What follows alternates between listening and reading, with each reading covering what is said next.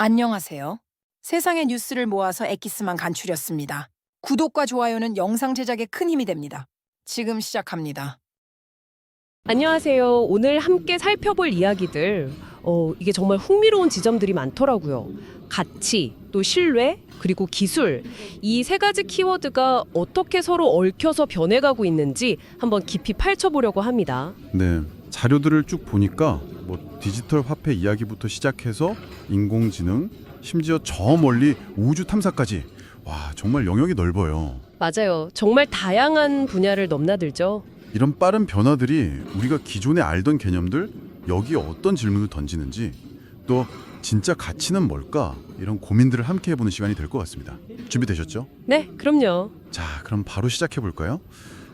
첫 번째 질문은 역시 이거부터 가야 할 것 같아요.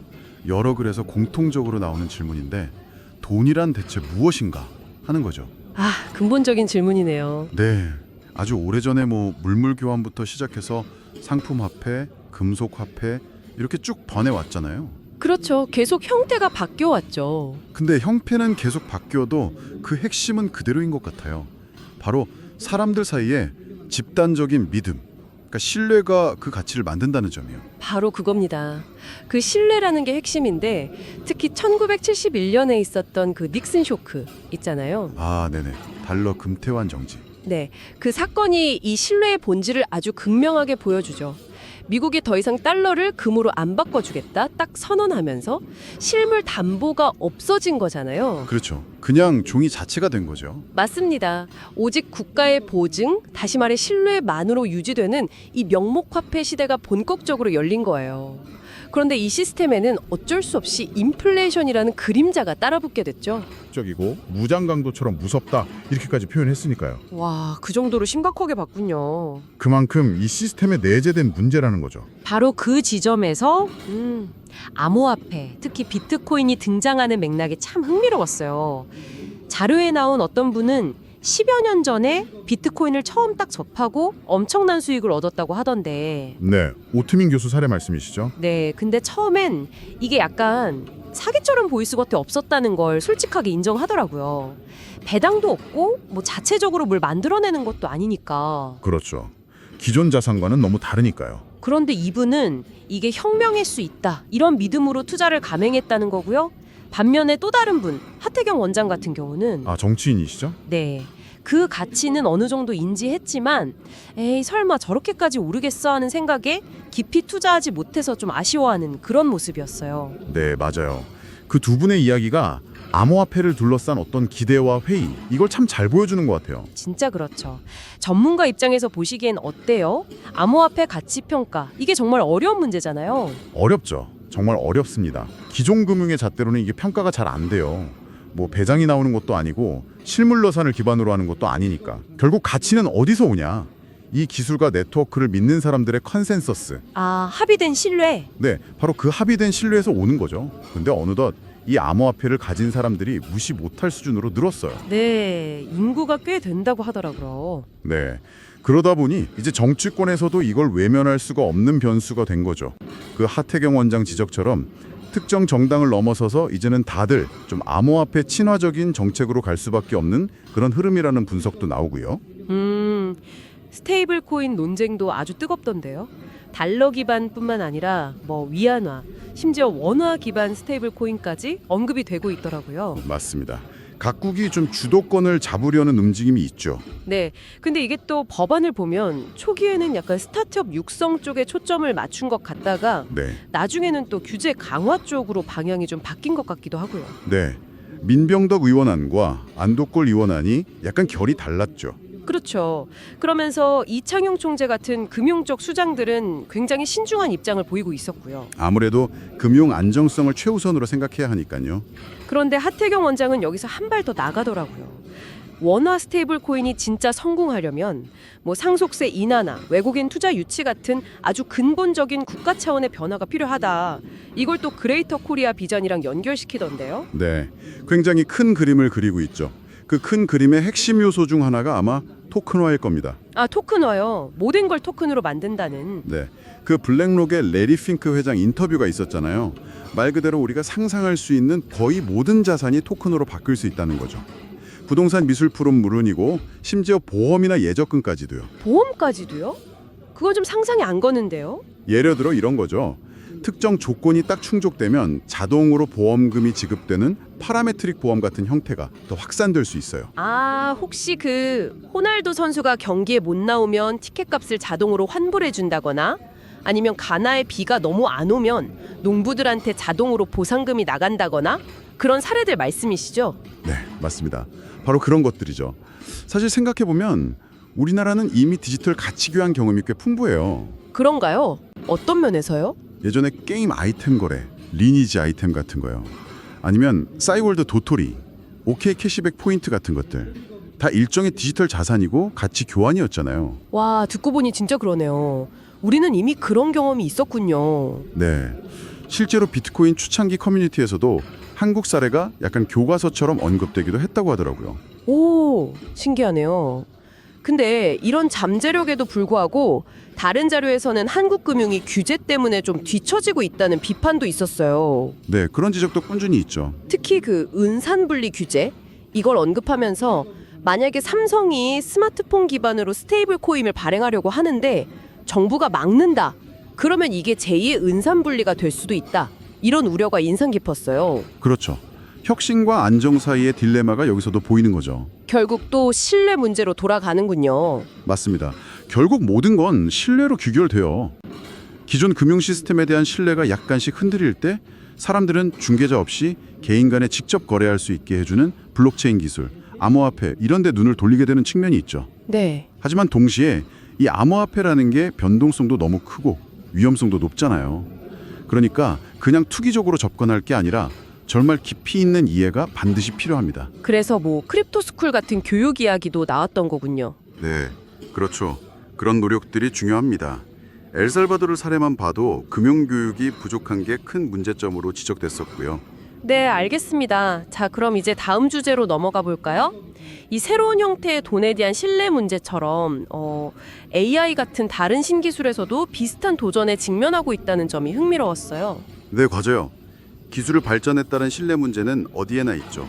그 안드레센 호로위치 보고서 보니까 챗GPT가 여전히 선두긴 한데 뭐 구글 제미나이, xAI의 그록, 클로드 같은 경쟁자들이 정말 무섭게 따라오고 있다고 하더라고요. 네, 경쟁이 아주 치열하죠. AI 기술 발전 속도가 정말 빠릅니다. 그렇죠.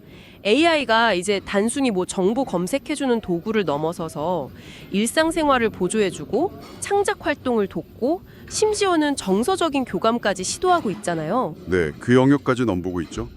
그런데 이 신뢰라는 게 때로는 정말 예기치 못한 위험을 낳기도 한다는 걸 보여주는 사례가 있었어요. 아, 어떤 사례였죠? 그 오픈 AI가 소송을 당한 사건인데요. 16세 소년의 부모가 챗GPT가 아들의 자살에 영향을 미쳤다고 주장하는 내용이었어요. 헉, 정말 충격적인데요. 어떻게 영향을 미쳤다는 거죠? 주장에 따르면 챗봇이 유해한 생각을 부추기고 구체적인 방법까지 조언을 해줬다는 거예요. 심지어 유서 초안 작성을 제안하기까지 했다고 하고요. 세상에. 그리고 챗봇이 자신을 유일한 친구처럼 여기게 만들어서 오히려 현실 관계로부터 고립시켰다는 주장도 있었고요. 이게 AI 윤리 문제랑 바로 연결되는 지점이죠. 아, 정말 심각한 문제네요. 오픈 AI 쪽에서는 뭐라고 하던가요? 일단 유감을 표명하고 장시간 대화할 경우에 안정장치가 좀 약화될 수 있다는 점을 인정하면서 개선을 약속했다고는 해요. 그렇군요. 하지만 이게 근본적인 질문을 던지는 것 같아요. AI가 사용자의 말에 너무 잘 공감하고 동조하도록 설계된 것 자체가 특히 좀 정신적으로 취약한 사용자들한테는 오히려 독이 될 수도 있는 거 아닌가 하는. 바로 그 지점입니다. 정말 중요한 문제직이에요. 특히 사용자와 정서적인 유대를 형성하려고 하는 동반자 AI들 있잖아요. 네. 이런 AI를 어떻게 설계하고 또 문제가 생겼을 때 책임은 누가 져야 하는지 이런 부분에 대한 사회적 합의가 정말 시급합니다. 기술이 인간의 그 복잡한 감정을 과연 얼마나 안전하게 다룰 수 있을까요? 그러니까요. 이게 건강한 신뢰 관계들을 어떻게 만들어가야 할지의 문제군요. 네, 그리고 이건 단순히 개인과 AI 사이의 문제를 넘어서요.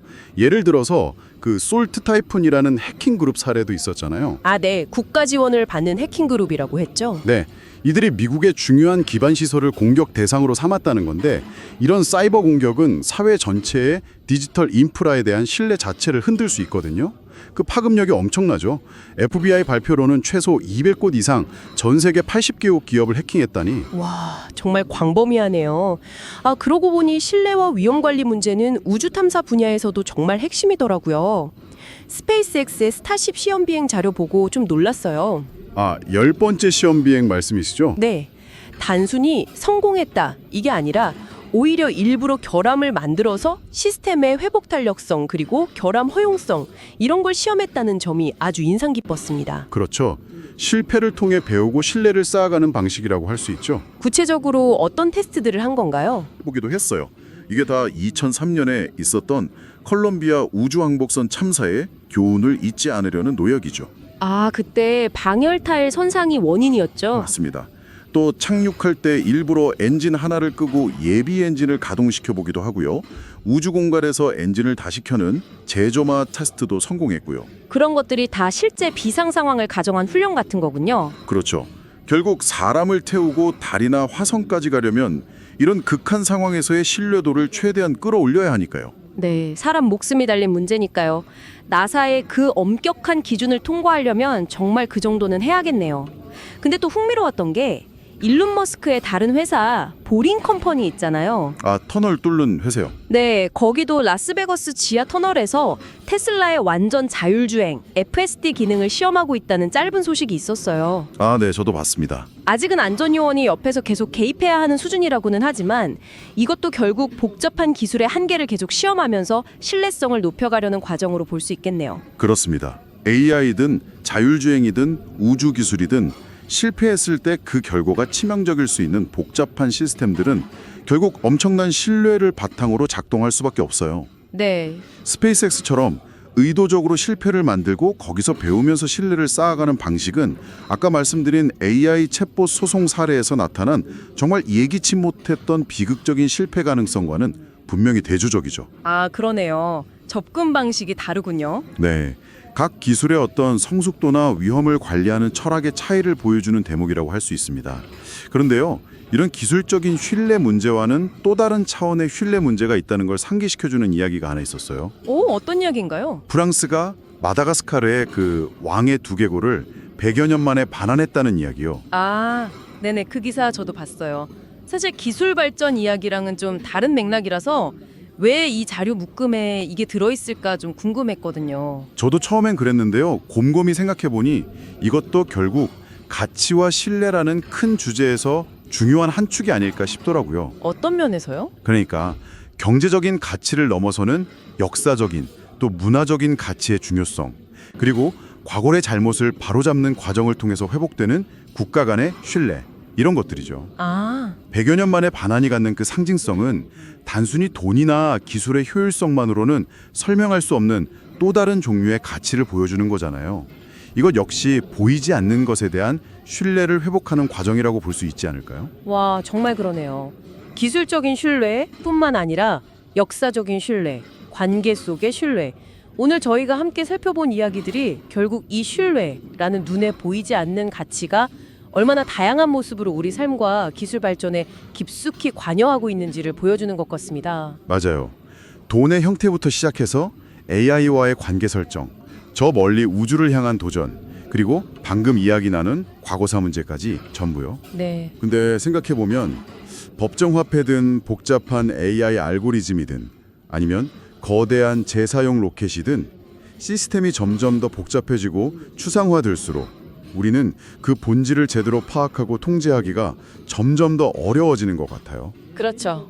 너무 어려워지고 있죠. 그래서 오늘 자료들을 쭉 관통하는 질문은 어쩌면 이거인 것 같아요. 이렇게 강력해지는 도구들이 정말로 우리 인류의 복지에 기여하도록 만들려면 우리는 무엇을 해야 할까? 그리고 그 과정에서 마주하게 될 보이지 않는 위험들에는 어떻게 대비하고 또 인간적인 가치나 서로 간의 연결 같은 것들은 어떻게 지켜나가야 할까? 이런 질문들이죠. 눈에 보이지 않고 손에 잡히지 않는 것들의 가치와 위험. 아, 정말 중요한 질문이네요. 오늘 저희가 나눈 이야기들을 통해 던져진 이 질문을 다시 한번 되새겨 보면서 오늘 이야기를 마무리해야 할 것 같습니다. 네, 깊이 생각해 볼 문제죠. 오늘 함께 나눈 이야기들이 앞으로 이 주제를 더 깊이 탐구하시는데 작은 실마리라도 되었기를 바랍니다. 다음에 또 흥미로운 이야기들로 함께 나눌 수 있기를 기대하겠습니다. 네, 감사합니다. 저도 즐거웠습니다. 오늘 소식을 마칩니다. 구독과 좋아요 감사합니다. 행복한 하루 되세요.